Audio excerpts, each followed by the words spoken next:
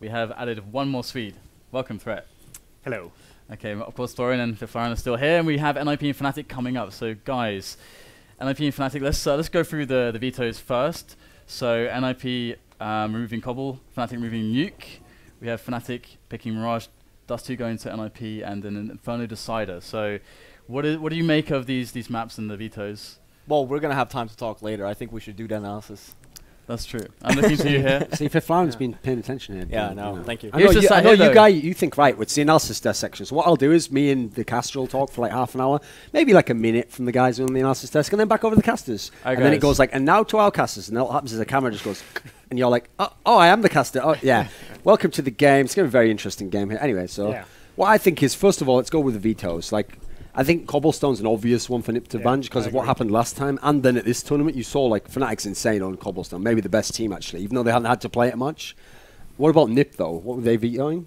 NiP vetoed, they vetoed Cobblestone, and Fnatic vetoed Nuke. But the Nuke one's an obvious one. Okay. Yeah, but I'm kind of surprised that Fnatic picked Mirage. Like, I know they're really comfortable on it, and I guess that's why they picked it, but they could still have picked Overpass, which is a map I think NiP barely plays at all. That's true. That's normal. That's the thing. Normally, NiP's first veto is Overpass, but now they've gone with Cobblestone because they're more worried about that. That could have been like a surprise one they did there. The thing is, though, I think when I look at these maps, that Fnatic's really confident on Mirage, though. Yeah. Like they think that we're definitely going to win this. They know they won it when they were in CCS with it, so I think they just think like that's a sure one for us. I think NiP feels like they dodged a bullet. When they removed Cobblestone, I'm pretty sure they were like, oh, don't pick Overpass, don't pick Overpass. And then Fnatic picked Mirage, and they're like, they're good on Mirage, but we still play it, so it's like fine by us. Especially more recently, they've been trying to pick it. They picked it against Envious, they picked it against Fnatic. Now, NiP picking Dust2 here, I'm actually surprised by that, because you have to realize at this point in the time, cash is still available. And okay, I mean, Dust2's the game yesterday where they had that really close game with immunity on it. I think Cash is a great pick for them. It's a map they've actually won in the past against Fnatic. What do you think of this pick here, Dust2 versus Cash?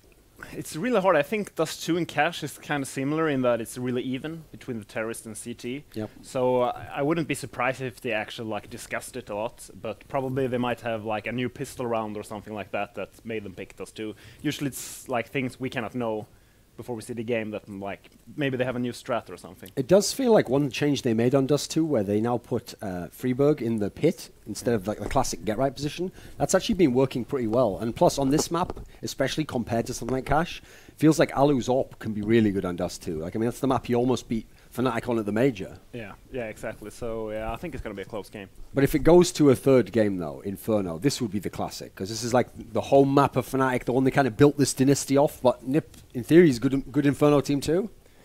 Yeah, it could easily go to 16-14 or even overtime. And obviously that was the third map in the major. That went to a really close, I think it was 16-13 or something.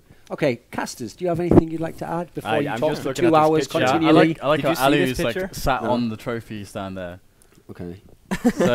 So also it was funny before. Do you want me to add my thought then? Yeah, what do you think? So Fnatic, they don't necessarily play Overpass that much either. No. So sure, for us it would make sense for them to pick Overpass, considering NiP hasn't played it probably for 4 months. It's a while, something like that, right? So and then opting to go with Mirage, I think it's I think they could have done the veto better. NiP, I call it right away. They're gonna pick Dust2 even before like that. It's one of those like vetoes, kind of like when Cloud9 vetoes. They always go and they always pick Inferno, even though they're horrible at the map, right? But they themselves feel that they're really good on this map.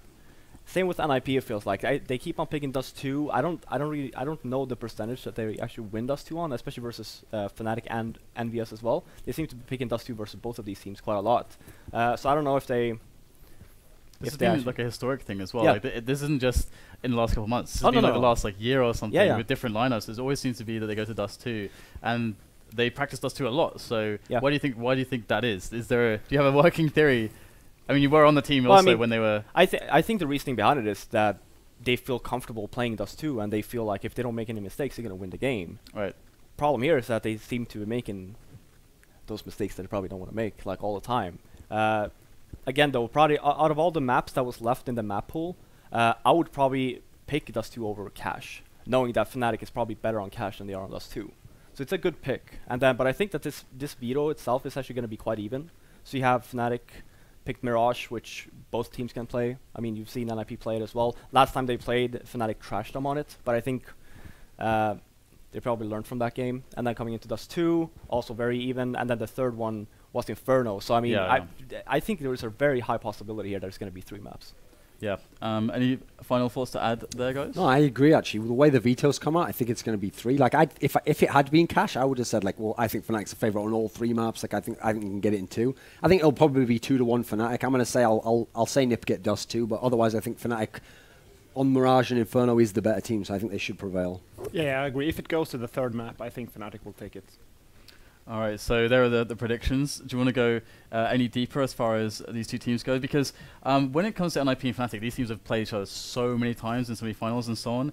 So when people talk about matchups that are domestic like in this way, what impact does it have? I'm looking to you, FIFAR, and you, Threat, because of course you're both Swedish as well. So what is the difference here? Like when a French team plays a French team, when a Swedish team plays a Swedish team, what is the difference here than playing a top team from another nation? I think it is like a lot more mind games because you're so used to playing like against them and even with them. Like a lot of teams just play gathers and stuff with like other foreign teams or like other teams from their own country. So it's like it's a lot of mind games. You know how they play. You know how they play their positions. And when you're playing yourself, it's like, oh, they know I usually throw this smoke and then I push up here. Like, do I have to do something differently? You get into this like kind of awkward mindset. Is there a way to get ahead of this? Is there some something that you can try to do, or you just say, okay, we'll just play our game? Yeah, I was actually gonna say as well. I mean, we seem to have like depending on where you're from, you always have that specific playstyle as well. Swedes play differently. French people play differently, and you tend to have that, even though you may never have played with one another. That's still there, and I think that just goes back from even back in the day, like back in 1.6 and stuff. It's probably the same thing there. Like whenever I've been playing, I've always had a hard time playing against other Swedish people. So, like always. So would you actually say, would you actually say that when it comes to NiP or Fnatic playing, let's say, an Envious or a Virtus.pro or an RV or TSM or something, do you think that they'd rather play any of those other teams than play just that domestic match like in the World Mind Games? It depends what side they're on, though. If you're Fnatic, you'd rather play Virtus.pro Envious. If you're NiP, you'd rather play Fnatic, because actually you're, as the underdog, that's the thing, it's going to even it up a bit for you, whereas they'd rather play Fnatic than Envious, So I think it depends how strong you are. If you're the stronger team, you want to play the opposite ones. You don't want to even it up a bit there. All right, guys, so we are going to be jumping into the match with me and FIFAR. So general consensus seems to be kind of a 2-1 close scoreline, but with Fnatic coming out on top. So let's get ourselves into the match, as it is going to be kicking off on Mirage. Now, Mirage is actually a map where I've seen NiP doing a lot better since Alus joined the team. Do you think that's just because his AWPing is just the right style for Mirage, or what would you attribute that to? I think there's a little bit of both. So obviously Alus opt help a lot, but also because 3D Max used to play that map quite a lot as well. So I think that he just brought over a bunch of stuff that he knows that works on that map. Whereas for NiP, I mean, we never played it when I used to be on the team. When Michael joined, they started playing it a little bit. And then, but they still didn't get a hang of it. And then when Alu joined, they started playing it more and more. I think they feel pretty comfortable playing this map. Probably not against a team like Fnatic, but like overall, if you play maybe a team that's not in the top 3. So do you think Natu is going to be, of course, for those who aren't up to current events, Natu stepped in Pitter's place to be the coach of NiP, and he's here at this event. Do you think that he's going to be able to add an extra, or maybe a bit of an X factor to NiP? How big do you think the impact will be with Natu stepping in for NiP as a coach? I think I don't think we're going to see that big of a difference, considering he just, recently, I think it was a week ago when they went official that he actually joined as a coach. But I think it's going to be the small things, whereas, let's say it's a very stressful situation, he might just come in and be like, guys, you're holding the ball, or you're the afterplant, you're holding the afterplant good, or guys, no one's watching this corner, no one's watching here. So just that, and it's small things, right? And that's the thing about when you're playing at this level, like when you have the top 3 teams, it's the small things that's going to make you either win or lose. So that's why I think it's a really good idea to actually bring in Natu, because again, he has a lot of experience. He doesn't need to necessarily give them like new ideas or new structure, but just make sure that, because he knows what's going in everyone's head. Right, so kind of like the more objective view of the team. Yeah, and he can be like, he's watching all the monitors. If someone makes a mistake, or let's say someone baits someone, he's like, okay guys, just keep this in mind. Whenever you go out, go as a team, or whatever the idea might be, right? So it's just one of those, like, it's an extra opinion and it's an extra eye to actually extra 2 eyes to keep eye on the on the whole team. Yeah, and actually there's also a lot that we can talk about regarding Devilwalk and how much he adds to Fnatic, but we are going to the pistol round here. Mirage, map number 1 between Fnatic and NiP here at the FACEIT LAN finals for stage 1 of our league. And well, we're seeing Pronex and Crims towards A. Bit of a distraction here to try to draw some players away, and we've got the main push with the bomb around the B apps at the moment, but Exist already getting some frags in, and the bomb will be spotted, so if this was going to be a fake, it's completely discovered, and they're falling back. I think they actually... This pistol run actually seems quite familiar. I'm not sure if they actually did this one yesterday. But you can clearly see there that just throwing that one smoke, that's not going to fake anyone. So that's actually a bit of a misplay there. Because they didn't even run up towards the A bomb site to try and actually sell the fake. It was just that one smoke. And yeah, he threw one flash as well, and that's about it. And you know, NiP is not going to fall for that. They're really behind now going into this push, but Crims is going to be able to take down a player in shadows, so things going actually pretty well on the entry of the site, but kind of pinned down at the moment on the bomb site, and there's no real way to get the cover to get the bomb planted. NiP still with 3 members left alive to provide that pressure, and the Crims is going to be able to go for it, but there it is. There's the cover from Olofmeister to get that bomb planted towards Connector. In they go, though, for the double peek, but Crims is just a little bit too quick. Oh my god, Crims! 2 quick kills, and now it's going to be Olofmeister up against Alu, but he's got 15 points of health. And Alu is charging in. He knows he's got to try to be proactive here, try to get the frag, as that plant is going to be awkward as hell to deal with. Here goes Olofmeister just peeking up, spots the head, forces Alu off the defuse, and disappears again, playing it perfectly. This is really tough for Alu now. He's just going to go for the hold, and he's got his back to Olofmeister, which does make the headshots difficult, but Olof will get the fast headshot, and there you go. Very smart play by Olofmeister, just playing the bomb there. And this is what I was talking about yesterday when we were talking about, you know, how I'll give Liquid. I'll take Liquid as an example. You see the difference here when you have a team like Fnatic, like Olofmeister. He's playing the bomb. He knows that again. You need to defuse the bomb to win, right? He knows this. I'm not saying the Americans doesn't, but you see, you see the difference there. Like, yeah, he played the bomb yesterday with Liquid, and they didn't. And it was a great play. I mean, Alu, if he had stepped a little bit closer when he went to get the kit, he would have probably killed him off right away. But again, he didn't know where Olofmeister was. So, great comeback by Fnatic on that pistol. They were a man down, managed to get the bomb down, and even win the round. So. And that's just the regular, a save here coming in from NiP. Yeah, they're actually often. It's only 5/7s and actually no armor, so they were probably not.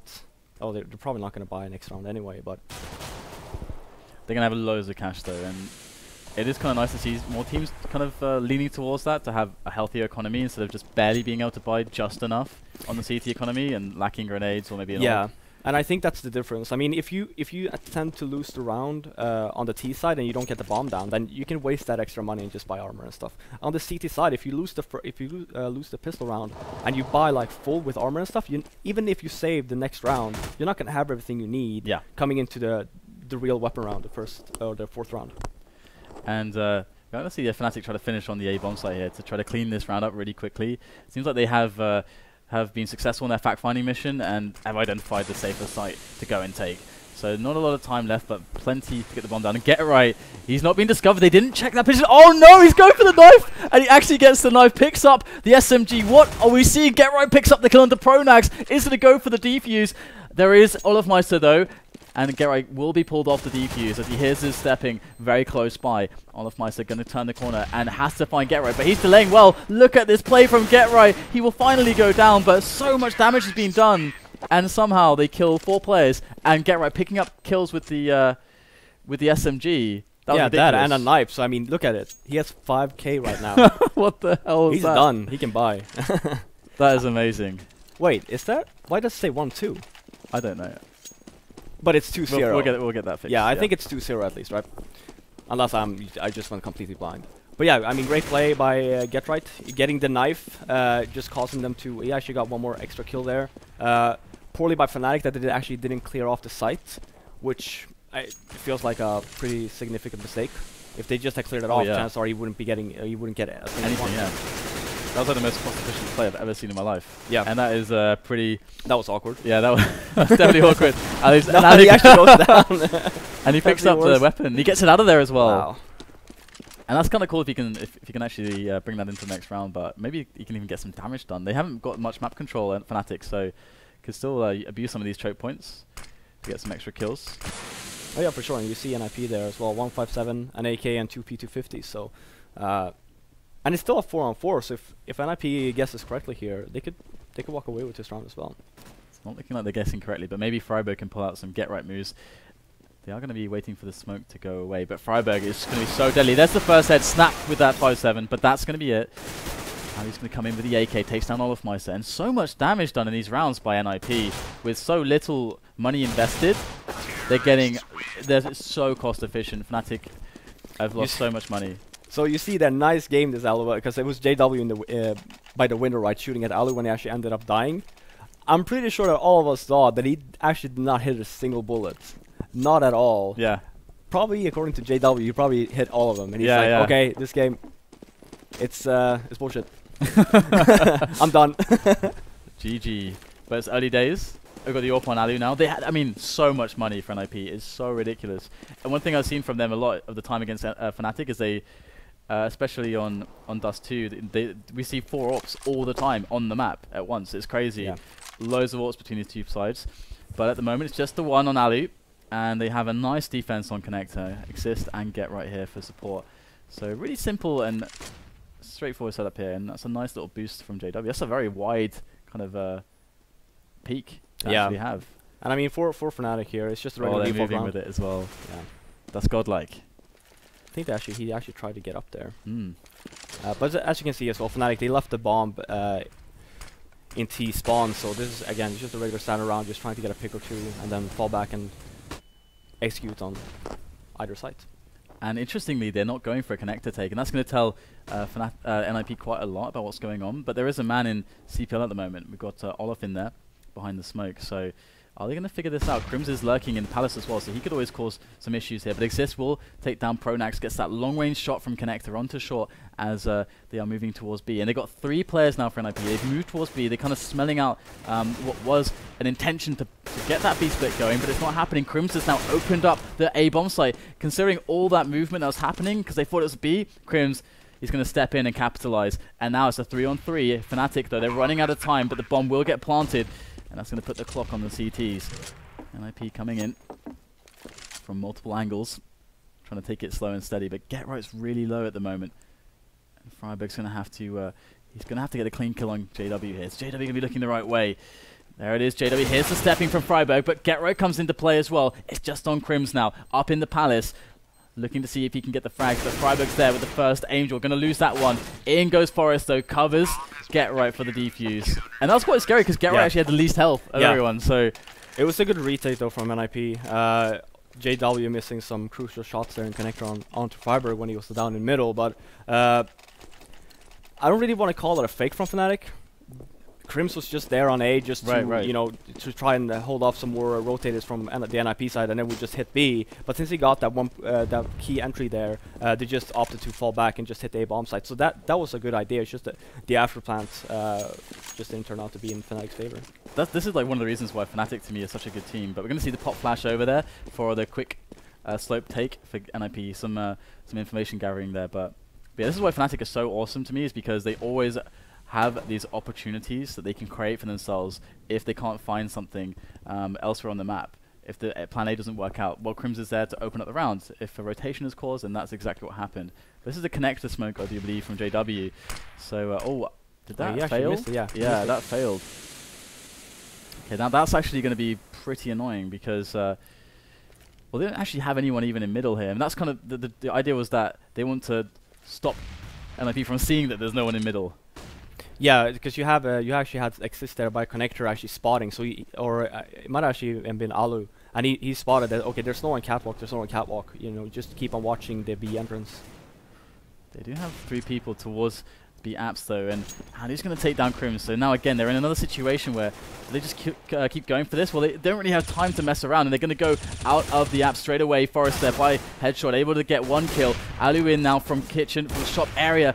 He's going to go down as well. It's actually looking kind of bad here for NiP. They just got Exist left alive in the shop. He's going to get pursued by Olofmeister. He's going to find him and just has to, again, perfect play from Olof. Just trying to bait. But Exist will still get the kill. 17 health left on him now, though, so things are going to get progressively more difficult as that bomb ticks away.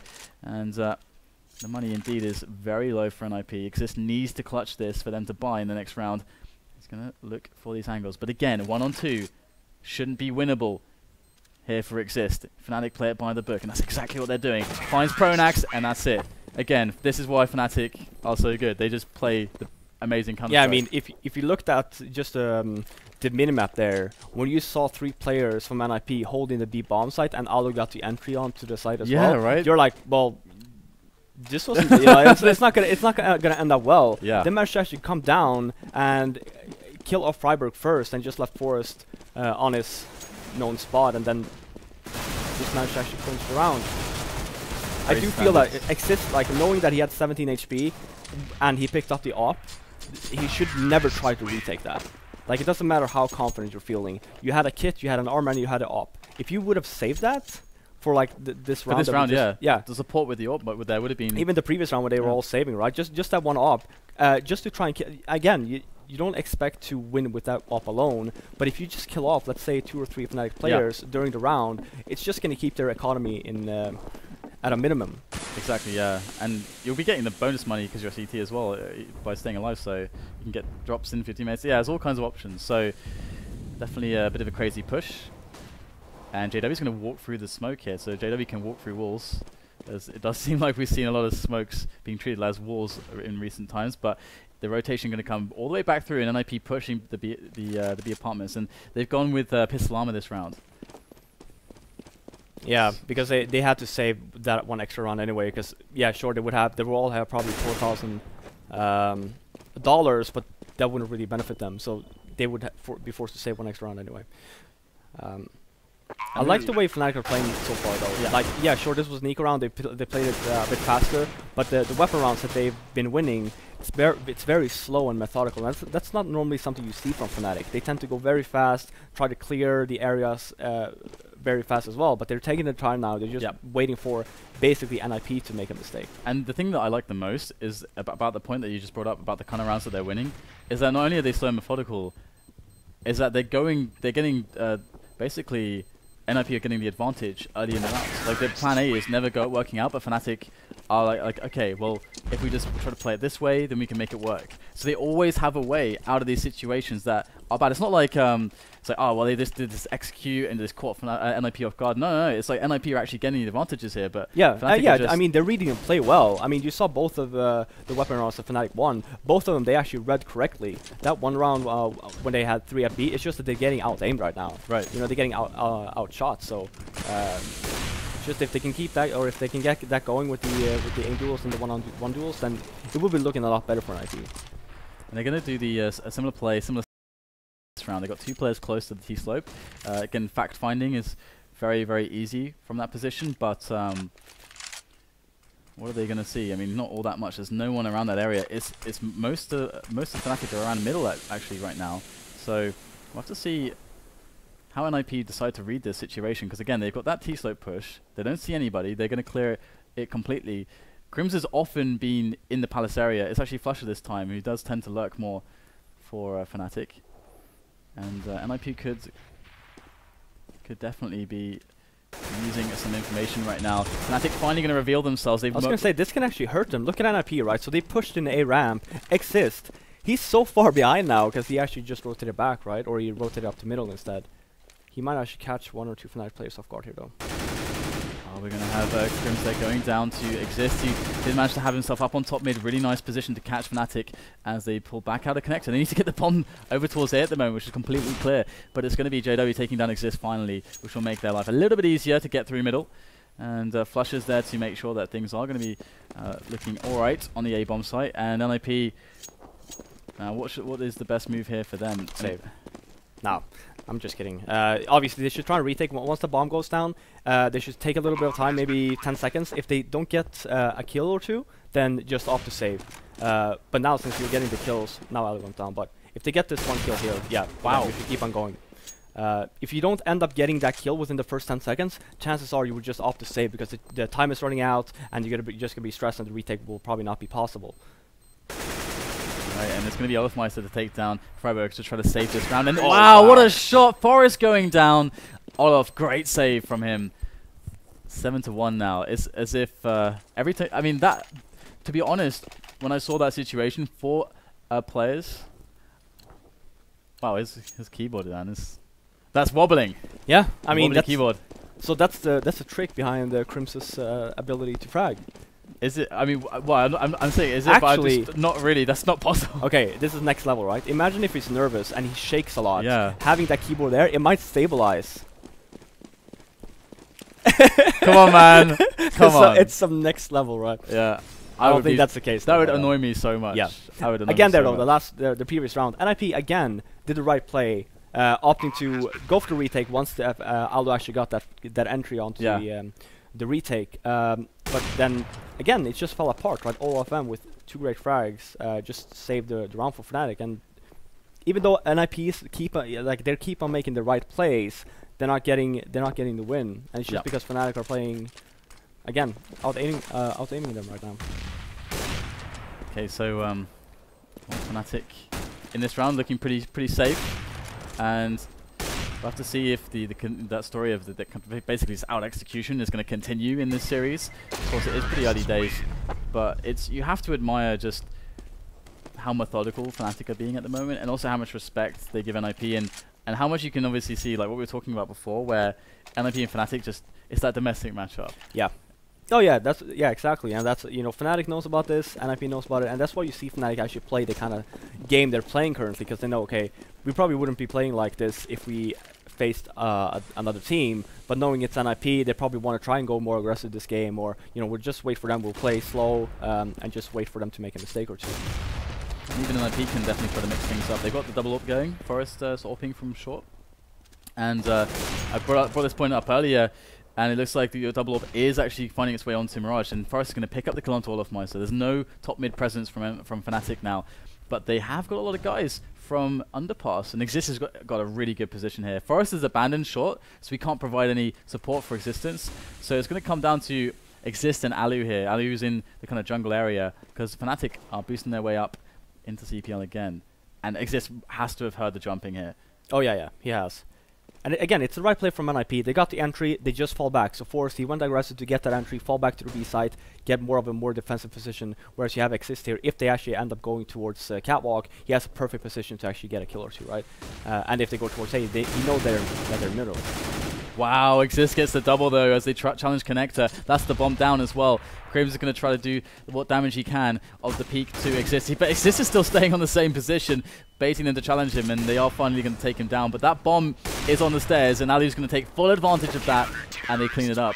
But I have to say, again, this might be the mind-reading thing. We saw the boost from Underpass. Like, Exist heard that he knew that there was a bunch from Underpass, and so then they went for the boost to try to aim into short with the AWP. But at that point, around that timing, Forrest had backed away, and he was just sitting on the van with the Freiburg just chilling over B. I mean, again, because it's the right play to do. If you go aggressive, you get the entry. Basically, you've done your job for the next 20 seconds, let's say, and then since you have the advantage, you let them make the next move, because you know that they're gonna have to try and equalize the score. So it was good play by Forrest, and then Exist again, like you said, he heard every move that they did in middle. He even heard that they had the 3 men in mid. So they just stayed cool and collected, and then Exist managed to pick up 2, and then that was pretty much a game over for the round. So now we're going to see the first set play from Fnatic, the first big A execute. We haven't seen this yet from them, and I'm sure NiP will be familiar with what a Fnatic A execute on Mirage looks like. Pretty standard, actually. We're going to see Ali on the boxes, and these kinds of positions from NiP mean that we're going to see a lot of action. Oh no, Flasher going to take down Get Right with that fire, and it's going to be 2 frags going away of Fnatic straight away. So that means Ali's got to do something huge, but he gets absolutely nothing. Oh my god, they're getting crushed at the moment. Fnatic completely destroying NiP. Yeah, you saw there, Alu missing 2 key shots there on the site. Force missing 2 shots as well. And if you miss shots like that, well, clearly you're gonna end up losing the round, right? Like, you can't let that happen. And then obviously it was Get Right just got barbecued. Yeah.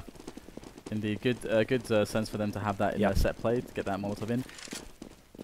Now the mid push here with all the weapons. They haven't got any nades, so they want to get those kills in quick. But it is, oh my god, it's just brutal. Massacre down in middle. NiP players all just lying dead on the floor. Get Right's alone, but this Fire seems to be finding Get Right all the time, and that looks so weird. It looks so weird. And the thing is, this always Flash always does this. Like yesterday, he's jumping around. You know, playing Call of Duty and gets the kills like mid-air and stuff. You saw there previous round when Forrest had the op as well when he missed a shot. That was also Flusha just jumping around. This round as well, he just, oh yeah, I slipped and fell, and oh sorry, you can't kill me. It's like to him, he's not falling. He's just like, yeah, I'm just like crouch walking off the edge. Super weird. Like he found a way to break the game basically. And that doesn't happen too often. Okay, so we're gonna get the cleanup here from Fnatic. Generally, when we have situations like this, when we have the immunity and liquid, when we're seeing them, missing any shots or any mistakes that have been made, it's much like with NiP. I'm not worried, for example, that NiP, like Ali, for example, missing those 2 shots. Oh my god, he's like missing shots. Oh my god, this is like really bad. But these guys have so much experience that it's not going to bother them too much, right? Exactly. I mean, yeah, and the same thing here. You don't see, for example, NiP make like gameplay mistakes. It's just they're not hitting their shots, right? And there's a difference. So obviously they have the right game plan and everything. They know what to do. They know how to play. You know, when they get an entry or two. The problem right now is that they can't kill anyone. They're not killing anyone. It's causing them to lose so many rounds, and that can't happen. Yeah, at the end of the day, in Counter-Strike, you must kill people. Yes. I mean, that's the idea, right? Yeah. Indeed. Can we take a look at the scoreboard real quick? Oh yeah. Okay, Denied. Denied. No, okay, so it is. I just wanted to make sure that it's actually correct. Crimson's gonna give it to you. Yeah, there we go. Again, yeah, you see there, like it's very even on the NiP side. Kane's trolling you pretty hardcore right there. I just want to see the score to make sure it was actually the right one, because it was glitching out earlier. So it is actually indeed 11-2 right now. Oh no, Ali with that push, gonna take down 2 players. So really good stuff here from NiP. They're gonna get aggressive in a different way this time around, and they're using that smoke against Fnatic to cover the push down underpass. I think if that was in time. So 4-on-2. This should be pretty. Relatively, I'm not gonna say it will ever be easy against Fnatic, but this should be straightforward for NiP. They should know exactly what to do, and they have the opportunity to get good trades. And if Fnatic go for the challenges, but it's going to be Ali who finds the pick onto middle of Olaf, and that's going to drop the bomb. So NiP now, they know where the bomb is. Flusha, I think his position is relatively known, and yeah. Yeah, and he only has the smoke to work with as well. And great round by Alu. I mean, it's really good from the NiP side to actually switch things up. Going aggressive there, he actually gets to. That was on him. No. No? No. Slightly off. It was on him first, but when he spotted him, he actually moved his mouse a little bit to the right, because I'm pretty sure like he expected Flusha to strafe instead of just sat down. Yeah, so you actually see like probably if you go slow motion, you're gonna see that little twitch towards the right, and just cause him to miss. Man, you can see everything in slow motion. Sorry. Yeah, I know. I'm old. I see everything in slow motion. That's why I don't have any reactions anymore. So we have 11-3 scoreline. So it's looking really good for Fnatic so far. But NiP showing no signs really of that it bothers them, as you said, just missing the shots at the moment. And into this round, Fnatic's going to get flashed up into short, wins the pick against Forest, and now it's Freiberg over by the apartments who has to do all the damage. He's going to be able to take down JW, who's running through the smoke with the AWP. Chris gets the trade though, so 3-on-4 in favor of Fnatic as they have the B bomb site, and NiP, it's the last round of the first half, so they've got to go for this, but can they get the job done? Get right to the man in the shop at the moment as the bomb is planted. Let's put down some fire to make life a little bit harder for Fnatic to get the peek onto the window. And Olaf in middle. So really awkward positions for NiP to defend against when they're trying to retake the site. So good stuff there from Fnatic. 12-3. I actually want to point something out. I talked about this a little bit earlier, or yesterday even, the reasoning why NiP picks the T side on certain maps. And this is exactly why. You saw here, I don't know who won the knife round. If NiP did, they probably should have picked the T side. Because you saw there, again, they're very slow starters, and you can clearly see that they need a little bit, like a half a game. Oh, did Fnatic won the knife round? Okay, he's nodding. So Fnatic won. So they actually opted to start the T side. Smart. That's very smart by Fnatic. It's probably something NiP would have done as well if he actually had won the knife round as well. Because again, you see they're cold. You know, they can't hit shots. Starting on the T side where they get to run around, they get to aim, and you know they don't have to take these passive angles because you need to be warmed up for that. You need to actually be able to hit your shots. Yeah. To have like to hold passive angles. Whereas if you're on the attacking side, you can. Well, there you go. He's warmed up. Nice. Well, yeah. Let's see if they can get the advantage here. We're into the pistol. Now, how hot are NiP now in this second half? So Pronax gets one. That's it, though. This gives NiP a really nice take of the bomb site. Bomb is being planted now by Forest, and they've got the backstab in right now. I think it's Get Right, of course, but Olofmeister expects that, does turn around, takes down Get Right, and Flush is working in from short. So actually, Fnatic are pushing in really fast at the moment, much faster than NiP would like, onto the positions. It's still a 3-on-3 though, but here we go. We've got the trades coming in. Exist in the apartments, and this is a really key position now. It is planted for apartments. Now, if Exist makes one single misstep, and he will, Crims will take the frag, and it's going to be the round for Fnatic. Yep. Not much to say? No, I got nothing to say. I mean, great entry by Get Right. They got the B bomb site. Pronax killed one, and then he ended up going down. Then it was just about after plant. Crims with some nice shots. Exist there again. When you have that low of an HP, you just have to gamble. You have to gamble there. You either peek or you just wait and just hope that that he's fake defusing, right? He didn't do that. He managed to. So he waited probably 4 seconds and then he peeked. So just in case, right? But due to the low HP, he just ended up dying. So yeah, trying to play it as safe as he could, given the circumstances. And well, it's going to be the push into the apps, and they've already. I mean, they got the bomb down the previous round here, so Flush is going to be cleaning up. Get Right. Cleaning house.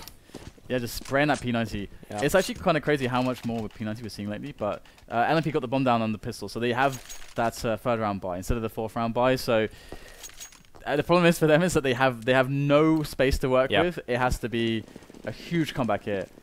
Oh yeah, yeah, for sure. And this is probably during the time again, you haven't seen them on the T side yet, right? So for them to change like the idea of their how they would like to play, that shouldn't really happen. They should still stick with their game plan coming into the game. But like you said, they have no room for mistakes. So the game plan they have, they can't afford to make a mistake or two because it's gonna cost them. So Olofmeister is in a good position here right now on the underpass, and he's going to hit the firing, and he's going to take the opportunity. Wow. Oh my god, Get Right. Quick adjustment there. Flicks down to Olofmeister, takes him down, and it's going to be a 5-on-4 after just a very slow start. And if he get a pick from the aggression of Olof, and now Fnatic, they've got to try to figure out what's going on because there's still quite a lot of time for NiP to do anything, but they're taking middle now into the mid rounds. 4 players here for them, and again, they can still do anything from this. Oh yeah, for sure. You see here actually Pronax being a man down, they want to try to equalize the man-to-man ratio. After the push, just ended up going down. 5-on-3 bomb is down. Fnatic should just save here.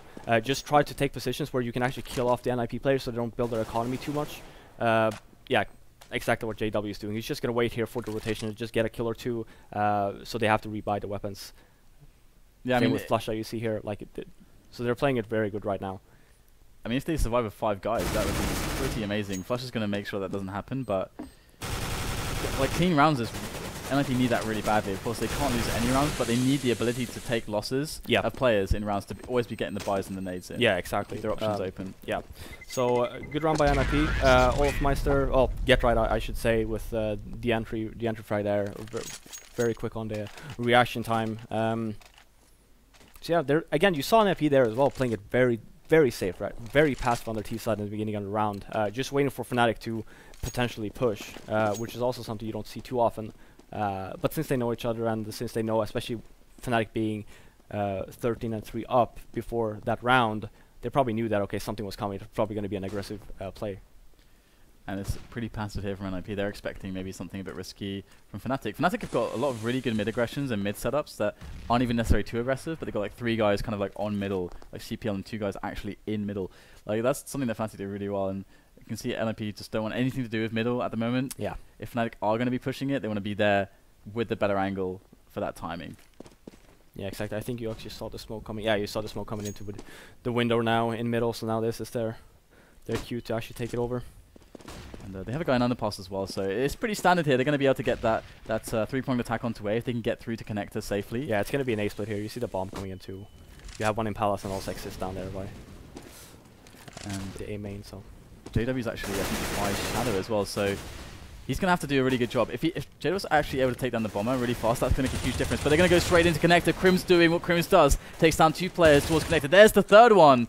And that is going to really just completely hamstring this push. But the bomb did make its way onto the A bomb site. Alu and Exist able to actually get the frags on JW and Olofmeister, who were close to the bomb site, and it's going to give them a chance here. But Flusher moving in with the P90, spraying down Exist. No mercy there from that SMG.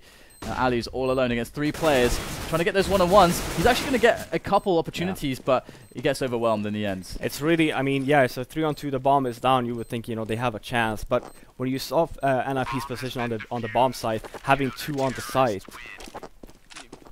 there's a very slim chance you actually end up winning that round. Because you have nowhere to go. There's like no escape for you. It's the only thing Fnatic has to do, especially when they get the first one, is obviously just rush Alu when they find out that he's also on the site. So, good plant. It's needed since they managed to kill off a few people. You still see Exist and Forest having the Tech 9s because, like we were talking about before, if they would have survived 5 people the round previously, they would probably be able to buy AKs. But since Fnatic managed to kill a few people off from the NiP side, they can't afford it this round. And this round looks quite interesting as well. I mean, you're always going to run into that problem of Crims when you go for a connector. 3 kills, pretty devastating to that push. But the smoke goes into middle there, and the bomb is going to follow as well. Exist moving in with his teammates, a couple of his teammates up from top mid. Now, where do they want to finish this time? They can get that B split going now. They've got Alu in the B apartments. They've got the smoke on CPL again. And connector's still visible through onto short, so that might be a bit of a problem here. But it's just, I think, Olofmeister who has that angle. But they've left a guy in connector now, and Ali's opening things up. Going to try to make his way through, get some extra ground onto the bomb site. His teammates charging through. Great movement here from NiP as a team together, pushing onto that bomb site. And Get Right still lurking. You can see Crims is watching his back just momentarily as he moves into position for the retake. Things not looking too hot here for Fnatic, despite being on map point. It's going to be NiP with a 4 versus 1 advantage. We saw Crims win a very funny situation in this kind of spot yesterday, but he's up against NiP here, and Get Right going to find him on the flank. So good stuff there from NiP. Really nice round. And Fnatic, well, they've got 10 rounds to play with. I would actually say that round they actually just did when they split B, going towards that catwalk area. Because again, Fnatic, they're very strong on A. Crims does a great job on A. So I think actually doing that B play is probably Fnatic's weakness on this map. Because again, if you just consider both of the maps or both of the sites, their A site play is so much better than their B site play. And this is not... Oh no! Oh my god! Him. What? Exist is so lucky to actually be alive at this point. Like, if he was like a footstep forwards, Exist would be dead. But instead it's going to be Get Right cleaning house in the middle. They're going to save this round. It could have gone very horribly considering the bomb was up there. And it's okay. Yeah. They only lost that. Yeah, that could have turned out horribly for That was so scary. But yeah, for NiP now, it's just about grinding rounds. You know, you need another 9 rounds.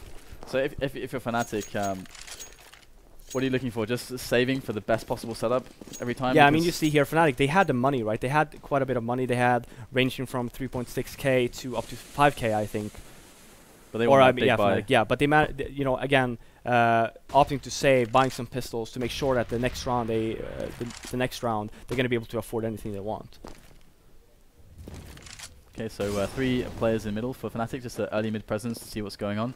And they're just waiting for NiP to do something here. And it's going to be Alu who's going to be able to pick up 1 kill on the Crims already. And I guess he must have killed him as he was on the angle on top of this balcony area above Shadow. And JW's going to go and look and see what he can find. But Alu actually repositioned himself really well there. Yeah. Good anticipation. Again, he's just holding. No need to do anything else. There's a lot of time left on the clock. And again, he's alone there, right? So he, you know, take a pick, fall back, hold your position, and just wait for your teammates to arrive. Okay, so the nades are going to come in, and NiP, they pretty much telegraphed exactly what's going on to Fnatic. Fnatic getting with pistols, and see what the damage they can do here, and So far, it's not really all that much at all, and everyone for NiP is still standing. One is planted, and Fnatic just trying to get everyone in position before trying to go in for a bit of extra damage, but perhaps trying to work those exits as well. Olofmeister in a good position to catch anybody moving through connector. But Forest is going to see just a pixel, so it's not a complete blind spot from that angle. Yep. So that's not going to work out for him. Pronax 1 HP. He's going to go down as well. He's being a little bit sneaky here, but there you go. Forest will finish him off. So another round for NiP. It is the long, slow grind. It's just a grind for NiP at this point. So there, Fnatic with a lot of money. Since we don't see the actual game now, do you think we're going to see an auto sniper? I think so, actually. I mean, they're getting a lot of clean rounds.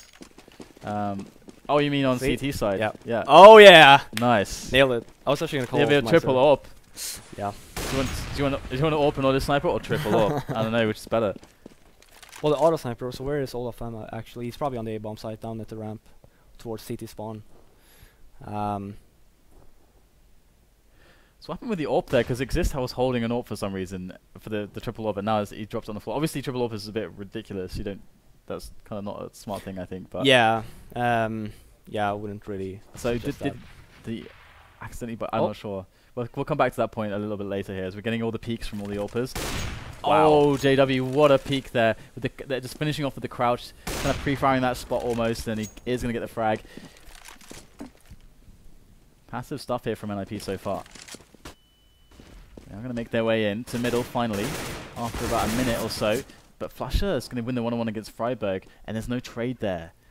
So 3 players now for NiP. This is looking bad for them. They could be losing map number 1 very soon.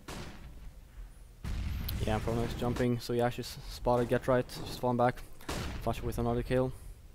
They've got to go huge right now. Get Right, going to go down, and it's just all onto Exist. So yep. Going to get taken out too. So it's 16-7, and that was a very straightforward map, actually. Yeah, and actually, like the. So you might look at the scoreline, right? And you're gonna realize what I'm laughing about in a sec here. But yeah, you might look at the scoreline here and say like, okay, well, you know, NiP they got totally outplayed. What's the difference here with NiP losing 16-7 with Liquid losing their game, right? So basically, okay, what happened is Liquid actually during this game, if you looked at NiP, Liquid actually had the aim to take on Fnatic when they were playing. The reason why, but they didn't execute well. The difference here is that NiP, they were so cold going into the game, they just couldn't kill anyone, like none whatsoever, and it just had them fall behind so much. And by the time the map is actually, you know, the map, or they switched halves, it was way too late. You know, Fnatic has just raffle stomped them to the ground. So again, this has always been one of the NiP's issues, where when they go into the first game of the day and they're super cold.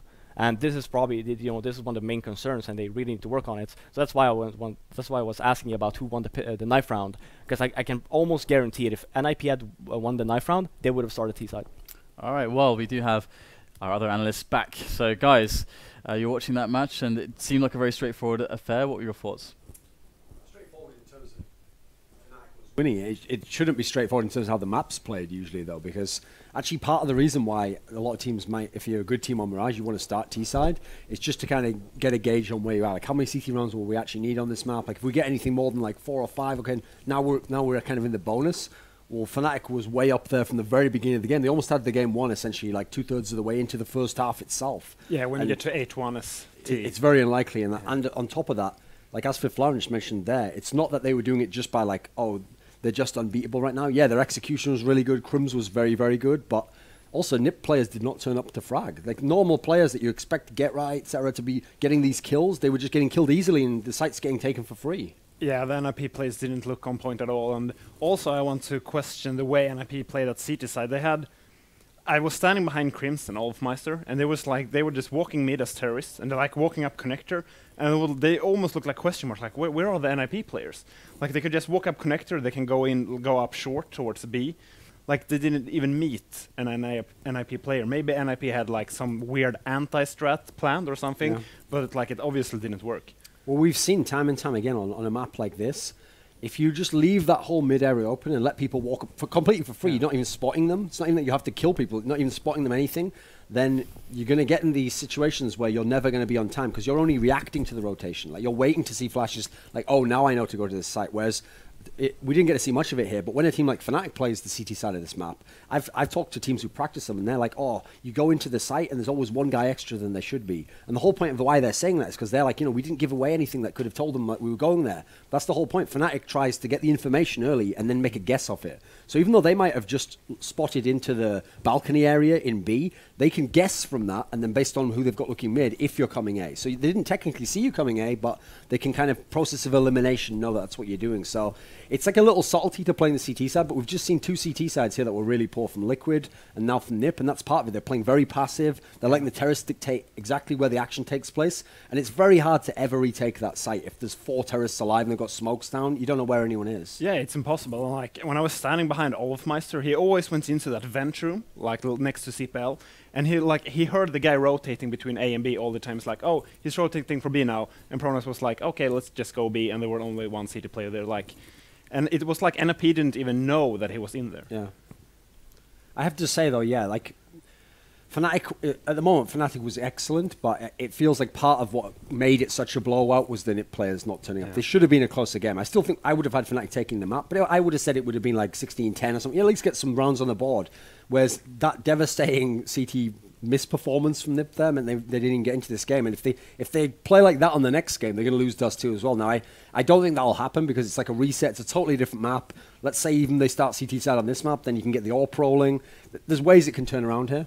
Yeah, for sure. It's absolutely open, the next map. I wouldn't look too much into this, but NiP has to step up their play, and they should just try to play more standard and not that like funky passive kind of style. One of the things that's worrying for them, though, is that at the last tournament, the CCS, they actually picked Mirage into Fnatic. And they're thinking to themselves, right, well, we don't want to play Inferno versus them. We don't play maybe we don't want to play Cash, I'm not sure. We're running out of maps to play against them. So they were hoping Mirage is going to be their new map to play against them. Okay, well, after these 2 performances, especially this one here, I'm not sure going forwards if they can even pick Mirage, or maybe they have to start practicing Overpass or something. Yeah, they have to do something at least. They're waiting for Train. So I mean, we have Dust 2 coming up, and every time I see these 2 teams play Dust 2 recently, we see 4 AWPs all the time. And both teams want to have loads of AWPs. What do you think about this style of play on Dust 2? And if, I mean, Ali is not hitting his shots, is that just going to basically cripple them? Yeah, I think so. The most important position on Dust 2 is probably when you play the car and you're defending short. Like the crossover. Yeah, exactly. Like, it's so crucial that you hit those 2 shots when they're like passing, the Gandalf box. I think most people know which box I'm referring to. Yeah. So, do you know that? Yeah, you know the Gandalf box. Yeah, because you shall not pass. Yeah, right. And the thing is, it's a CT map now, but it's also kind of a T map considering you have to have those AWPs as CT. So economy. Yeah, exactly. You can get so screwed economy-wise at CT. You can't go for those like SMG buys on CT Dust 2. Like, where are you gonna stand? You can play defensive on A. It's impossible. You need those AWPs. So it's gonna be interesting. Yeah, absolutely. Any thoughts, Robin? Oh, we can talk about it. We can talk about Dust 2. Yeah, on Dust 2 here, I think, it's the 2 AWPers who I think kind of the biggest impact here, because for NiP, I feel like Alu on this map, whenever I've seen them do really well, he's always the guy top fragging, and he's having great impact, like picking people mid, going long. The guy I think for Fnatic who can have the most impact is JW. Like, this is a map actually where Fnatic themselves aren't that strong on the map, but he's very strong on it. I mean, even when they lost to TSM at CCS in that first round, he had like 20 plus, maybe 30 kills even, so he can have a huge impact. And obviously, if Alu's going, then you need to have an AWP who can go against him. You can't just play rifle only. That's one of the interesting things about the last sort of 6 to 8 months, is that we went from Fnatic and Envious, LDLC back then, being mainly rifle-only teams. They'd sometimes have an AWP to a meta now where it's like if someone... Here's the thing that happened. It happened in 1.6 as well. We had rifle-only WoW. But what changes it is when other people get dominant AWPers, then you need something to counter that. Otherwise, you're just rifle guys trying to pick an AWPer one by one, and that's not great, So I feel like the metagame now is that every team, to a degree, does need an AWPer now. What do you think? Yeah, I agree. Like, if you don't have an AWP to counter the AWPer when you're terrorists, for example, you need to at least have like set smoke rounds, and then you need like the full set of nades just to deny the AWPer. We saw Fnatic having a huge problem with KGB at the last CSS tournament. He was just standing at that car position I was talking about earlier, and Fnatic didn't seem to have like a set smoke where you can actually like build a wall of smokes towards the A site. But they were like, okay, just YOLO out and just try to kill him, and it obviously didn't work out.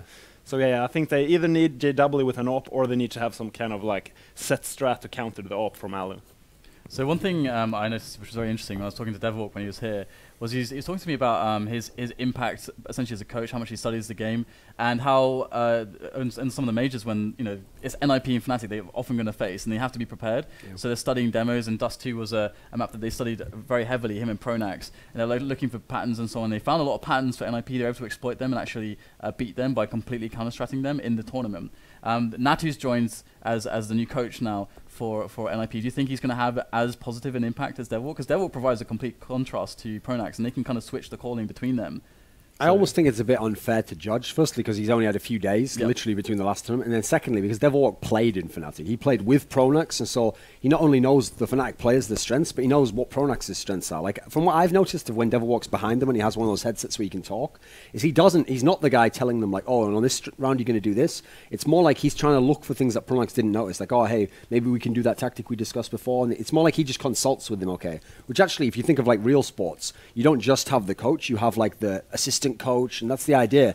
They know other aspects, and they're trying to be like a committee to get like the best decision overall. So I feel like that's where Natu could do that in the future, because Exists is a guy who can be a bit stubborn. He's a bit set in his ways, and he just decides he wants to do things. So maybe Natu can just add in some consultancy there. I don't think he's going to like revolutionize the whole gameplay and redesign things. So I think give him time before we can judge that.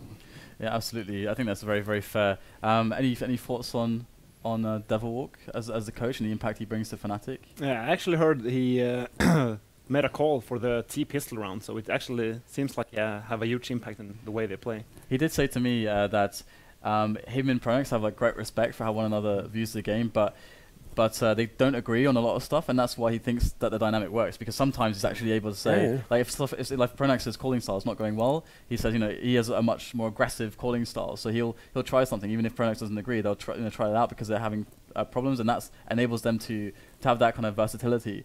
And because Fnatic are, you've ranked them, Thorin, as the best team at the moment. Do you think that because coaching is kind of a new thing, do you think that this is something that is really going to be important for NiP in the future? Is it a big edge for teams to gain? I don't think you have to do it, because actually 2 of the tournaments that Fnatic won last year was when they didn't have Devilwalk with them at all. When he was actually in like Asia or Australia or something, it was when they won FACEIT and when they were Fragmite Masters. He wasn't there for those, so they could win anyway because they have a great in-game leader, great team, great style. But like I say, it just adds like a little something extra. So for someone like NiP especially, it could be very valuable, because it could give them a little edge to get them closer to Fnatic, or maybe help them overtake Envious. Envious doesn't have someone doing that, and they're still a fantastic team. So I think at its core, you don't have to have it, but if you can, it's a great luxury to have. It's more like, that's why I say it's more like an assistant role, because it's not like he even has to be right all the time. If he just makes a suggestion, the idea is the in-game leader is going to take that information, he's going to make the call anyway, but he just has more information. So every now and then you'll give him something that's useful. If you give him something and, from his in-game view, he's like, nah, that wouldn't be right for now, he can just discard it. So there's really, as long as you have the right dynamic then, there's not like someone in control,